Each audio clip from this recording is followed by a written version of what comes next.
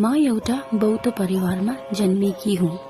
जीवनको यात्रामा मैले हिन्दू परिवारमा बिहे गरेर नयाँ घर पाएँ। हाम्रो घरमा हिन्दू संस्कार र पूजा पनि हुन्छ र म त्यसलाई सम्मान गर्छु। तर मेरो मनभित्र भने अझै पनि बौद्ध धर्मप्रति गहिरो माया छ। सानैदेखि सिकेको मन्त्र, प्रार्थना र संस्कारले मलाई शान्ति दिन्छ, मलाई पूर्ण बनाउँछ।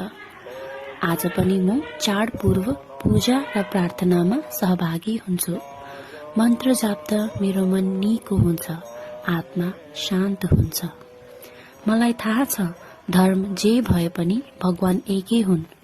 कसैको संस्कारलाई अपमान नगरी आफ्नै विश्वासलाई माया गर्नु पनि गलत होइन भन्ने म विश्वास गर्छु। मेरो यो सानो आस्था र यात्रालाई सबैले बुझिदिनुहुन्छ भन्ने आशा छ।